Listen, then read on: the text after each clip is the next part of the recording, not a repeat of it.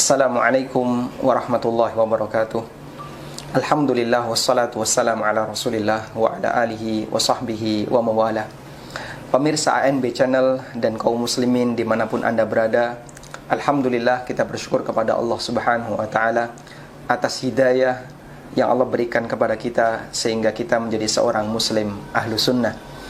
Dan di kesempatan kali ini saya ditemani oleh salah seorang da'i yang beliau dulu sempat menjadi pejuang ya, dalam Islam Jamaah, Ustaz. Bahkan termasuk salah satu di antara kelompok Islam Jamaah di Indonesia, bahkan termasuk di antara da'i senior dalam komunitas ini. Beliau adalah Al-Ustadz Khalil Bustami LC Hafizahullah Ta'ala. Assalamualaikum Ustaz.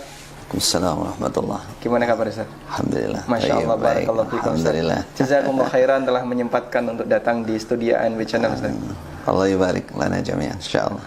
Alhamdulillah, barakallahu fikum. Ustaz, ada banyak sekali ya orang yang pengen tahu sebenarnya Ustaz ya. Sebenarnya latar belakang organisasi Ustaz dulu itu seperti apa? Singkat saja ini Ustaz. Bismillahirrahmanirrahim. Alhamdulillahirabbil alamin wassalatu wassalamu ala asyrafil anbiya wal mursalin nabiyina Muhammadin wa ala alihi wa sahbihi ajma'in. Wa ba'du. Pertanyaan ini sebenarnya kalau dijawab secara rinci itu akan memerlukan waktu berhari-hari. Masya Allah. Dan saya ini sebenarnya juga termasuk dai yang sudah generasi ketiga. Jadi tidak menjumpai generasi awal. Saya generasi ketiga. Namun kurang lebihnya yang bisa saya simpulkan bahwa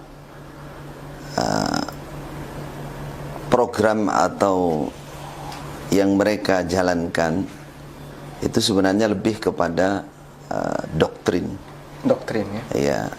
Kalau dalam bahasa Arab tapi agak sedikit kasar itu. Ta'bid, tajhil. Masya Allah. Ta'bid dan tajhil. Sebenarnya bagaimana menggalang umat, mencari murid dan lain-lain untuk supaya mereka bisa punya loyalitas yang luar biasa, ketaatan yang luar biasa,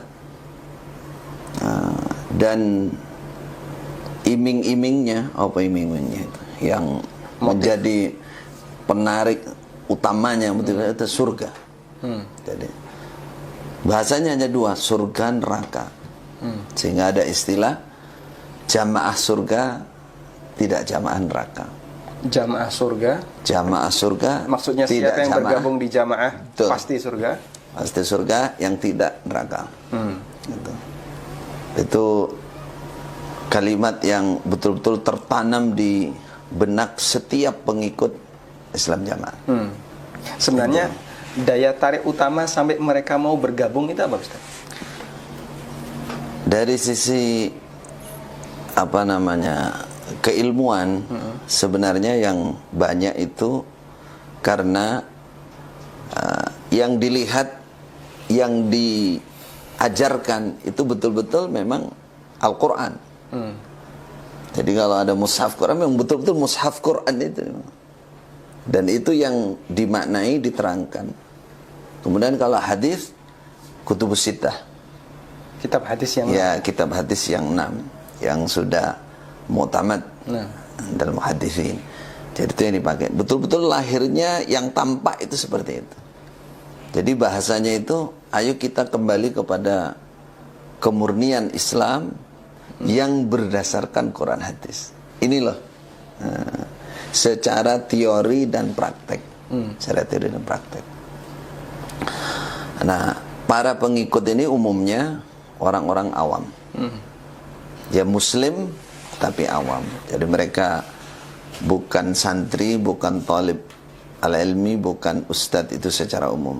Banyak yang istilahnya latar belakangnya itu bukan orang mempelajari ilmu agama. Sehingga ketika dibilang ayo kita kembali kepada Islam yang murni, yang betul-betul seperti Rasulullah dan sallallahu alaihi wasallam dan para sahabat. Inilah dia, inilah kita. Nah, jaminan ini Quran dan hadis betul ini. Nah, terus kalimat itu inilah surga. Ya. Nah, selain dari ini neraka. Kalau kita lihat ya, di masyarakat sebenarnya kan kelompok itu banyak. Iya. Dan yang namanya jamaah itu kan pasti ada amir atau imam ya. Baik. Sebenarnya apa yang membuat mereka itu yakin bahasanya jamaah yang benar itu jamaah saya, sementara jamaah yang lain itu salah, dan amir mereka tidak berhak misalnya. Yang membuat seperti itu apa sih? Pertama, jadi mengkultuskan yang namanya Syekh Al-Ubaidah atau Kiai Al-Ubaidah ini diceritakan tahun 30, yang selalu diceritakan begitu. Tahun 1930 sampai 1940 di Mekah, sekolah di Darul Hadis, belajar kepada Syekh Umar Hamdan Al-Mihrasi untuk kutubus sitahnya, dan yang lain-lain belajarnya kepada Syekh Abu Sama Abdul Zahir, imam dan khatib Masjidil Haram, yaitu pendiri, tasis, muassis sekolah Darul Hadis. Sekolah Darul Hadis.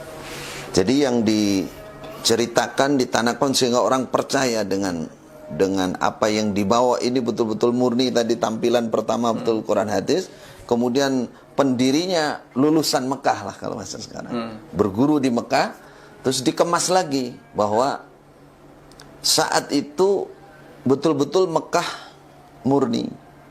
Nah, itu. Saat itu hanya 10 tahun itu. Setelah beliau pulang ini sudah tidak ada kemurnian lagi. Nah, gitu. Tidak ada kemurnian lagi. Jadi kemurnian hanya ada pada saat itu. Berarti yang belajar setelah itu tidak diakui oleh... Tidak diakui. Masya Allah. Tidak diakui. Kalau kita katakan misalkan ya, kita bilang dulu yang belajar dengan Kiai Ubaidah ini kan banyak orang. Pernah saya ungkapkan di awal-awal saya di DNA istilahnya, dinonaktifkan. Kan yang belajar itu gak banyak. Coba sampean pakai akal sehat saja. Coba kembali ke, jangan emosi. Yang belajar dengan Kiai Ubaidah bareng beliau kan banyak. Mungkin enggak yang benar menerima ilmu hanya satu orang. Hanya satu orang. Nah, mereka belum bisa terima. Pokoknya dulu yang berani untuk mempraktekkan kemurnian itu hanya satu, itu bahasanya. Lainnya nggak berani. Lainnya nggak berani. Ya, hanya pendiri. Jadi ditekankan yang benar hanya satu ini, ya, lainnya salah ya. Lainnya salah. Itu kalau pakai teori ilmu hadis kan malah khobar syadz. Harusnya. Tapi mereka umumnya kan orang awam. Memang justru belajar mustalah ini ya semenjak saya datang. Pulang dari Mekah 2010 itu mulai belajar mustalah hadis. Itu pun saya di dalam itu harus berjuang untuk meyakinkan mereka supaya mau menerima, mulai belajar tafsir sedikit-sedikit. Jadi kembali ke pembahasan tadi, setelah istilahnya yang ditampilkan itu betul-betul Quran dan hadis, di mana letak penyimpangannya? Karena makna dan keterangan ma'ani itu kembali kepada pemahaman yang mereka miliki, tidak merujuk kepada tafsir maksur, akli, nakli, nggak ada merujuk itu. Umpama merujuk, betul merujuk, itu diambil yang kira-kira sesuai dengan apa yang mereka mau. Walaupun kadang-kadang arti itu dipaksakan. Arti itu, pengertian itu dipaksakan. Nah itu. Ustadz pernah menjumpai ada satu ayat atau apa yang jelas-jelas itu disimpangkan? Banyak sekali. Bisa disebutkan satu? Di antaranya kalau ayat andalan itu ya seperti wa'tasimu bihablillah jami'an wa la tafarraqu. Mereka artikan bahwa jami'an itu berjamaah seperti mereka. Jadi menetapi tali Allah, Al-Quran dan Sunnah, jami'an dengan berjamaah. Mereka artikan berimam, berbaiat, bertaat, bahasanya gitu. Jami'an berjamaah, berimam. Jangan berfirqah. Firqah itu adalah perpecahan yang tidak ada imamnya, tidak ada baiatnya, tidak ada taatnya. Nah, sedangkan di Indonesia yang paling pertama adalah kita, mereka. Sejak kepulangan Kiai Ubaidah tahun berapa? 40 sebelum Indonesia ini merdeka sudah mendirikan, sudah dibayat beliau. Jadi ini yang pertama kali. Jadi yang paling doktrin yang paling dalam untuk keabsahan itu mereka katakan inilah yang paling pertama di Indonesia. Masya Allah. Nah, itu kalau kita gunakan pertimbangan undang-undang di Indonesia, ini kan termasuk di antara bentuk pemberontakan ya. Karena mengakui ada pemimpin selain presiden yang sah di negara. Sikap pemerintah sendiri kalau dilihat kelihatannya memberikan toleransi untuk keberadaan kelompok ini. Kalau umumnya yang saya katakan saya kan generasi ketiga dalam Daiman. Mereka membahasakan bahwa bahasanya gini, cara Jawa.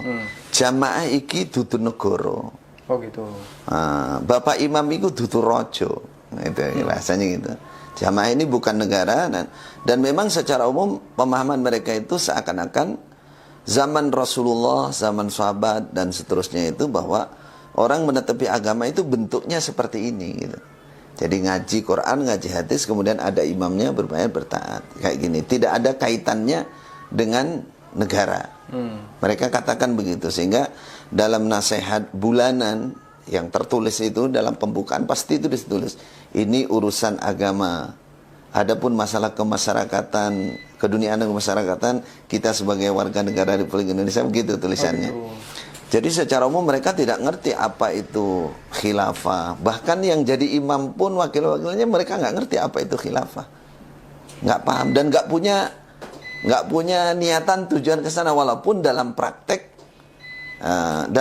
ya betul-betul mereka ditaati sebagai ulil amri bahasanya. Jadi kalau dikatakan ya ayyuhalladzina amanu ati Allah ati Rasul wa ulil amrinya para imam itu. Bukan ulil amri yang berkuasa yang seperti kita pahami umumnya Ahlussunnah wal Jamaah, bukan. Mereka punya arti sendiri. Jadi ayat-ayat itu mereka belokkan sesuai dengan keinginan dan menguatkan apa yang ada pada mereka. Masya Allah. Wa tasimu bilillah, terus ulil amri ini mereka yang bergerak jadi ulil amri.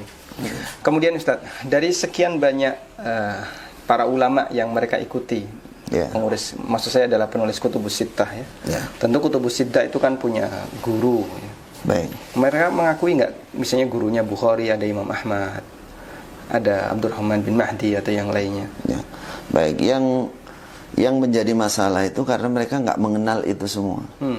Jadi nggak mengenal usul tafsir, nggak mengenal tafsir, nggak mengenal syarah, tidak mengenal mustalah hadis, nggak mengenal sejarah bagaimana punya, tidak, buta sama sekali, buta. Dan itu mereka katakan bahkan mendekati haram untuk dipelajarkan. Masya Allah. Haram. Jadi belajar tafsir Ibnu Katsir itu haram ya? Itu kitab karangan mereka katakan. Sebutnya tidak kitab bisa. karangan. Iya, jadi tidak murni lagi, bukan kemurnian. Jadi mereka nggak kenal usul tafsir itu apa, nggak kenal bagaimana tafsir itu terbagi dua, ma'thur, ma'qul, nggak tahu, nggak kenal. Jadi karena tidak mengenal inilah sehingga mereka nggak membicarakan bagaimana gurunya Bukhari, nggak ada sama sekali. Sama sekali. Atau coba bisa ditegaskan nggak Ustaz? Mereka mengakui 4 mazhab itu? Inilah yang juga menjadi sorotan utama. Bahkan imam mereka yang sekarang baru aja sudah banyak kan di medsos mengatakan bahwa imam 4 itu jahiliyah semua. Masya Allah. Jadi masalahnya itu karena mereka nggak mengenal sejarah fikih, yang nggak mengenal apa itu fikih. Bahkan dulu kan saya katakan generasi ketiga ya. Saya bertemu generasi pertama, masih ada salah satu sesepuh itu, dia meyakinkan kepada para penerus ini bahwa fikih itu sampai bahasanya ini, fikih itu pepek tu ringkih. Sampai gitu bahasanya. Jadi itu sesuatu yang harus dibuang gitu. Itu kitab karangan yang menyesatkan. Tuh, jadi setelah saya pindah belajar di Mekah, Masya Allah betapa jauhnya saya ini dari keilmuan lah istilahnya. Jadi betul-betul tadi saya judulnya ta'bid dan tajhil. Ta'bid wa tajhil. Tajhil wa tajhil, pembodohan umat memang. Baik. Nah, boleh baca. Alhamdulillah. Pemirsa yang dimuliakan Allah Subhanahu wa taala, kita layak bersyukur dengan hidayah yang Allah berikan kepada kita sehingga kita mau mengenal, mau belajar, terbuka ya. Tidak terputus, tidak hanya terbatas pada satu komunitas tertentu, tapi kita juga mengenal penjelasan dari A, B, C dan seterusnya. Dan salah satu di antara sifat mukmin yang dipuji oleh Allah adalah alladzina yastami'una al-qaula fayattabi'una ahsana. Dia mendengar pendapat dan dia berusaha untuk mengambil, mengikuti apa yang paling tepat. Dan Ustadz Khalil ini termasuk salah satu di antara dai yang kemudian membuat, boleh saya sebut terobosan baru. Mungkin. Sehingga beliau di DNA istilahnya. DNA, non-aktifkan. Kalau sekarang sudah bukan. Non-aktif itu sekali, terus ada maklumat 1, 2, 3, habis itu murtad, dimurtadkan. Masya Allah. Dulu turun SP1, SP2. Semacam itulah. Maklumat 1, sekarang sudah dimurtadkan. Sudah murtad. Dan sebenarnya akidah itu masih ada, Ustaz? Pertama yang perlu kita jelaskan bahwa mereka itu tidak mengenal ilmu akidah. Bahkan kata-kata tauhid itu alergi. Kalau kita tanyakan kenapa Anda ngaji Sahih Bukhari Kitabut Tauhid, itu mereka bingung jawabnya. Jadi kalau kita menyebut tauhid gitu, kesalahan saya dan teman-teman yang paling besar yang mereka istilahnya jadikan hujah untuk memurtadkan itu tadi, bahasanya gini, karena Syekh Khalil itu, Ustadz Khalil itu dan kawan-kawan mementingkan tauhid, tidak mementingkan jamaah. Nah, kan, ya. Jadi saya katakan memang tidak ada pelajaran tauhid, tidak ada pelajaran akidah, sehingga mereka tidak mengenal apa itu akidah. Yang harus apalagi bicara akidahnya Ahlussunnah wal Jamaah berbeda, enggak mengenal sama sekali. Karena mereka tidak mengenal apa itu akidah, akhirnya mereka punya akidah sendiri. Punya akidah sendiri, tidak terasa. Perasaan mereka itu ya itulah akidah gitu. Jelas semua yang dia iya, betul. Jadi intinya berjamaah, ada imamnya, berbaiat, ada taatnya, mengikuti kegiatan yang sudah mereka ijtihadi. Masya Allah. Gitu. Ya itulah agama. Itulah agama. Lebih mementingkan tauhid daripada jamaah. Sehingga mereka berjamaah untuk anti tauhid. Ya, betul. Walaupun tidak ngomong gitu dalam prakteknya ya seperti itu. Ya memang gini. Jadi memang karena saya ini berangkat istilahnya dari keluarga, dari keluarga. Dan saya kecil di sana. Dari kecil saya dari usia SMP saya sudah jadi ustadz. Jadi lulus SMP itu saya di pondok pusatnya sana, saya sudah jadi ustadz walaupun bacaannya, Jadi setelah itu berapa tahun, 4 tahun saya ke Mekah. Nah, ke Mekah dan tapi ya masih dalam kuasa mereka, nggak bisa kemana-mana karena di Mekah nggak boleh mendengarkan ceramahnya, nasihat yang ada di Masjidil Haram. Ke Masjidil Haram itu hanya boleh sholat, umroh, nggak boleh dengarkan karena itu bahaya, kesesatan. Masya Allah. Kesesatan, dan itu sampai bertahun-tahun. Jadi kembali ke pembahasan tadi, memang tidak dikenalkan akidah, tidak dikenal tauhid. Nah, setelah saya belajar di sana, saya merasa ya Allah ini amanat bagi saya, karena memang saya yang diutus untuk mencari ilmu bahasa mereka dulu untuk menyambungkan sanad. Jadi mertua saya itu adalah kebetulan imam yang kedua. Imam yang kedua. Imam yang anak kedua. Pertama berarti. Anak pertama. Imam yang kedua. Jadi saya diutus, disekolahkan untuk berangkat ke sana untuk mencari sanad, menyambungkan sanad. Yang kedua berangkat lagi untuk belajar. Disitulah saya secara pribadi bersyukur, tapi mudah-mudahan ini juga bermanfaat juga bagi mereka. Segera sadar. Saya bikin semacam terobosan baru, kata Ustaz tadi, memang seperti itu. Cuman istilahnya saya mengikuti irama arus. Karena saya ini keluarga. Secara syar'inya kan memang saya harus bersyukur. Kalau saya kasar, saya baru datang terus langsung dimurtadkan kan nggak etis juga kan. Jadi yang baik, saya memang harus mengalah, saya harus sabar kurang lebih 7 tahun. Masya Allah. 7 tahun. Bertahan di dalam untuk memperbaiki dari dalam. Kaidah yang saya miliki gini, saya dulu seperti mereka. Benar. Sebelum saya ngerti ilmu, berarti saya harus menghidupkan keilmuan. Satu itu yang sehingga saya bergerak, berjuang, intinya bagaimana keilmuan bisa hidup, mulai dari tahfidz Quran, mulai dari bahasa Arab. Kemudian saya masukkan sedikit akidah-akidah dengan tulisan-tulisan yang saya judulnya bukan tauhid, judulnya ar-raja wal khauf, makhafatullah, mahabbatullah gitu. Itu yang saya masukkan sedikit. Kalau dibicarakan tauhid, alhamdulillah sudah hilang saya dari awal datang, saya sudah dicurigai bagaimana.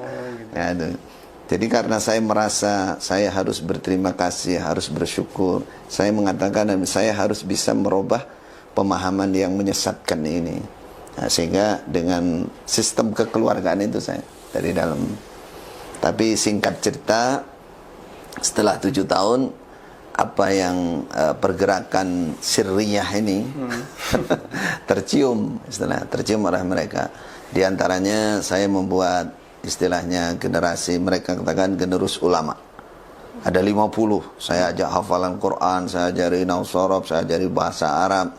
Cuman selama pembinaan saya tidak pernah menjelaskan hal-hal yang mendalam ya, yang sangat sensitif, Ustaz. Jadi kalau bicara nyinggung dikit aja masalah yang bab ini, bab berkaitan tauhid, jamaah dan ini, udah ini mereka katakan ini penyimpangan, ini menyimpang ini. Singkat cerita, 7 tahun itu alhamdulillah ya adalah peningkatan diantaranya.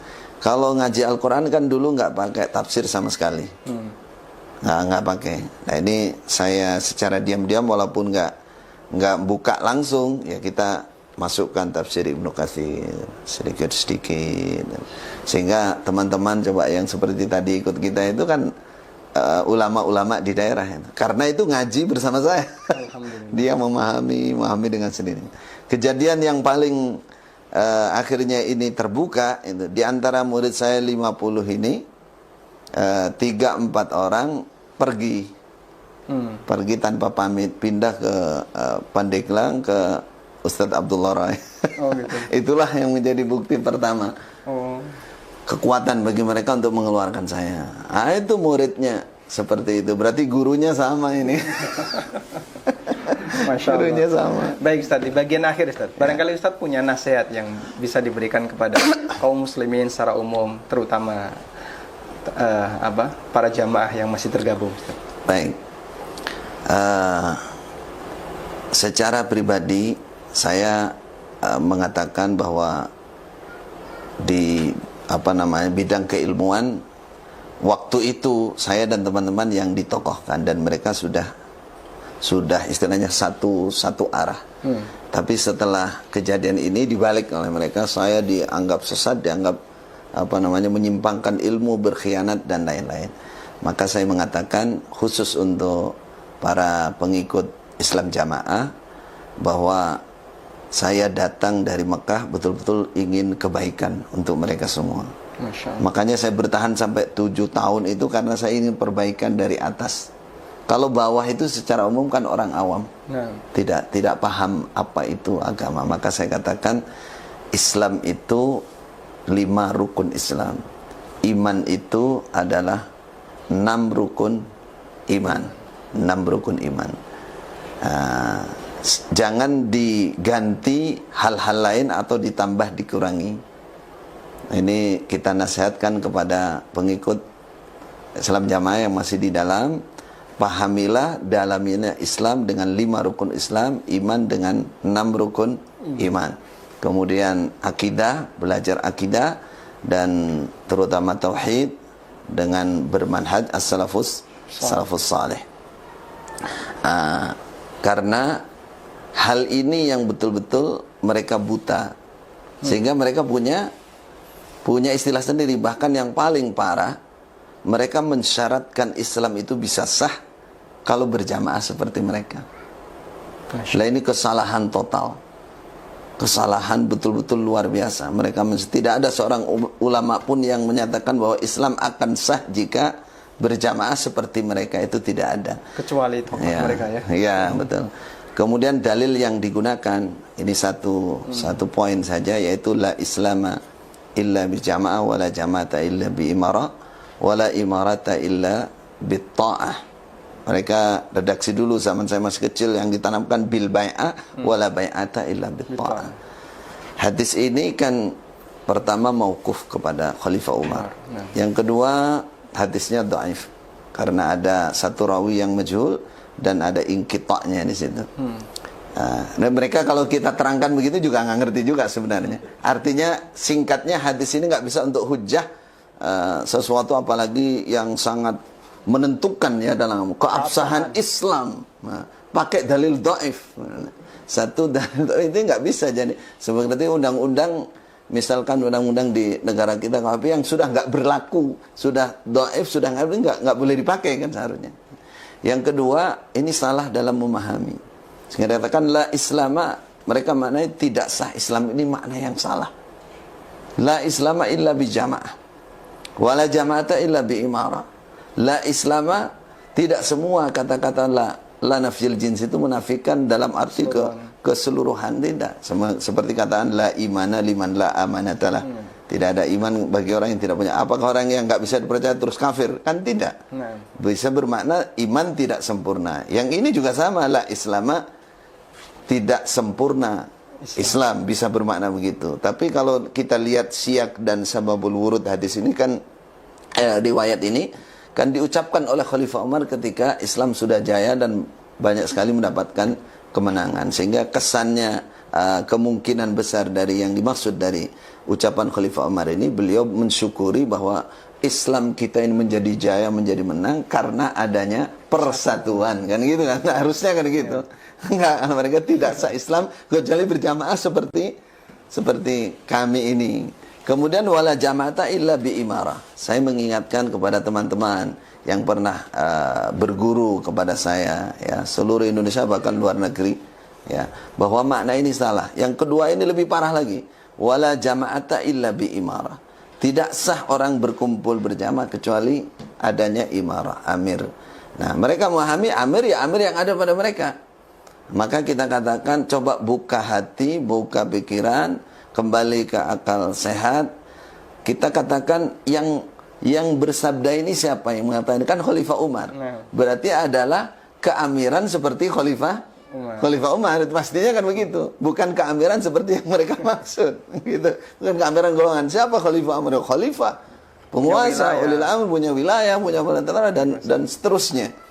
Nah, sedangkan keamiran yang ada kan tersembunyi. Bahkan itu bitonah yang paling harus dirahasiakan. Mereka istilah bitonah yang harus dirahasiakan, nggak boleh diungkap. Nggak boleh diungkap di permukaan istilah. Nah itu. Wala jama'ata illa bil bai'ah. Ini tambahan. Ini tidak ada dalam riwayat itu. Nah, itu. Tapi yang kita ambil wala imarata illa bit ta'ah. Illa bil bai'ah, mereka katakan wala bai'ata illa bit ta'ah. Saya katakan tidak ada bai'at, tidak sah berarti kan? Kecuali dengan taat. Atau yang langsung tidak ada keamiran kecuali dengan taat. Maka kita katakan yang nggak taat kan banyak. Kalau di depan la islama itu tidak sah Islam, kemudian la imarata tidak sah keamiran kecuali dengan ketaatan. Berarti kalau banyak yang nggak taat ini batal dong kan? Batal imarahnya. Berarti sudah kan banyak yang nggak taat itu berarti sudah batal imarahnya.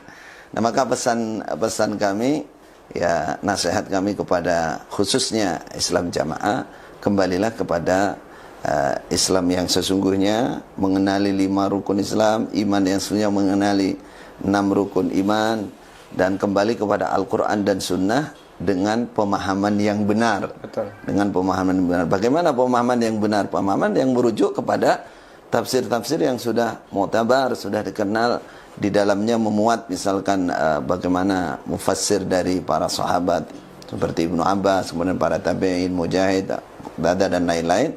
Itu kembali mereka harus kembali ke sana. Tanpa itu nggak akan ada jalannya. Betul sekali. Nah, kemudian untuk umat Islam secara umum, ya, kami tetap berpesan bahwa Islam jamaah itu bagian dari umat Islam yang ada di Indonesia. Mereka bukan orang kafir. Kita tidak menghukum mereka kafir. Berarti selama mereka menjadi ikhwan kita, saudara muslim, maka tolong mereka juga dikasihani, diwelasi cara Jawa, untuk diarahkan.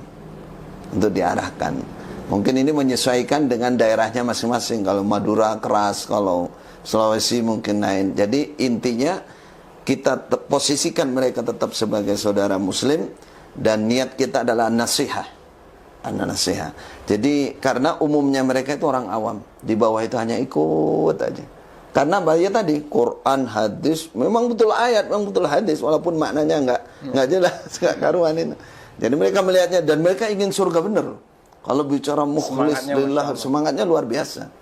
Jadi saya katakan itu bagi umat Islam yang lain, kasihan mereka. Memang lebih kasihan lagi kalau mereka kalau kita nggak peduli dengan mereka, karena ini samping mereka berbahaya bagi mereka sendiri, juga berbahaya bagi umat Islam yang lain. Karena akidah yang paling mereka pertahankan sampai sekarang itu takfir, mengkafirkan semua orang di luar mereka. Ini kan bahaya. Walaupun mereka punya program budi luhur, Bitona, tapi kalau mereka sudah punya kesempatan, punya kekuasaan, punya itu berbahaya. Dan untuk saat ini mereka belum punya, tapi ucapan kekerasan itu terucap. Halal darahnya, halal. Seperti saya ini, wah udah halal. Walaupun mereka nggak bergerak. Sebenarnya paradigma baru yang mengatakan kalau mereka sudah bukan takfiri itu gimana? Wah, itu mereka tutupi aja. Sampai mereka tetap aja. Mereka bitonah, mereka punya bitonah, dan bitonah itu adalah bagian dari perjuangan jihad. Bitonah sendiri itu apa sih? Bitonah kalau istri mereka, kalau istilah mereka itu menyimpan rahasia. Bitonah itu rahasia. Bitonah itu rahasia. Bitonah itu bahasa yang tidak dikenal di mana-mana. Itu bahasa khusus. Sebenarnya kalau di Syiah mirip itu dengan taqiyah sama. Oh, di sana istilahnya bitonah. Bitonah. Masya Allah. Jazakumullah khairan. Semoga ini memberikan manfaat bagi kaum muslimin secara umum, dan terutama bagi kaum muslimin yang tergabung dalam anggota Islam Jamaah. Kita berharap mereka juga mendengar ya. Baik, terima kasih para pemirsa yang dimuliakan Allah, dan semoga Allah Subhanahu wa taala memberikan kita hidayah untuk selalu istiqomah di atas kebenaran. Wassallallahu ala nabiyyina Muhammadin wa ala alihi wa sahbihi wasallam. Wa akhiru da'wana alhamdulillahi rabbil alamin. Subhanakallahumma wa bihamdika asyhadu an la ilaha illa anta astaghfiruka wa atubu ilaik. Wassalamualaikum warahmatullahi wabarakatuh.